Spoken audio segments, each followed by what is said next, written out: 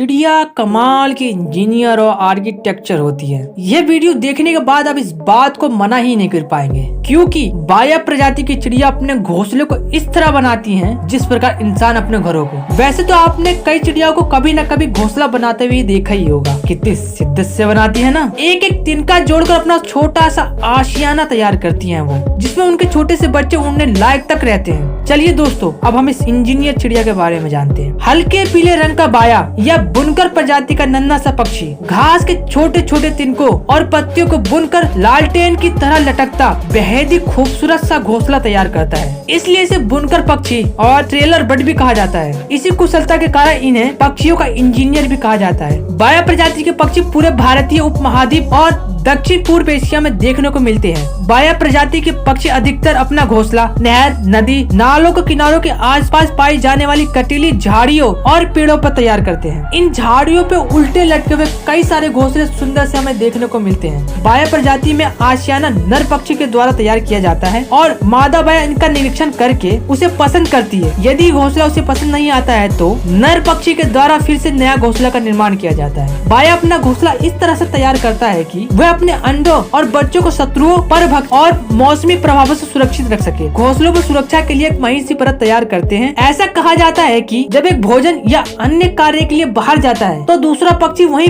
पास में बैठकर चौकीदार की तरह घर की सुरक्षा की जिम्मेदारी लेता है। यदि कोई खतरे का आभास होता है तो ये ची ची की आवाज करते हुए सभी पक्षियों को सचेत कर देती है। बाया पक्षी के घोंसले में दो कक्ष होते हैं, जिसमें एक में अंडा और दूसरा स्थान शयन कक्ष का होता है। घोंसले का दरवाजा नीचे की तरफ खुलता है, जिसमें एक अथवा कभी कभी दो दरवाजे भी देखने को मिलते हैं। बाया पक्षी अकेला अपना घोंसला नहीं बनाते, अपितु एक साथ अनेकों घोंसले का निर्माण समूह में करते हैं और एक बस्ती की तरह रहने का स्थान को आबाद करते हैं। बाया पक्षी अपना घोंसला तैयार करने में लगभग 28 दिन का समय लगाता है। इस पक्षी के द्वारा अपना घोंसला छोड़ने पर अन्य पक्षियों के द्वारा इन घोंसलों का उपयोग किया जाता है। यह पक्षी कीट पतंगों और मोटे अनाजों को खाता है, जिनमें हमें यह खेत, नहर आदि नालों के आसपास दिखाई देते हैं। यदि हम नहर के आसपास लगे कटीली झाड़ियों पर नजर डाले तो हमें कई सुंदर घोंसले और इन नन्हे परिंदों की ची ची करती आवाज हमें रुकने के लिए मजबूर कर देती है। बाया का प्रजनन काल मानसून का समय होता है। इसी समय नर पक्षी के द्वारा घोंसलों का निर्माण भी किया जाता है और मादा बाया पक्षी द्वारा इनका चयन भी किया जाता है। मधुर आवाज निकालकर और पंखों को हिलाकर नर पक्षी द्वारा मादा को आकर्षित और रिझाने का कार्य किया जाता है। ऐसी और वीडियो देखने के लिए हमारे चैनल को सब्सक्राइब करना ना भूलें।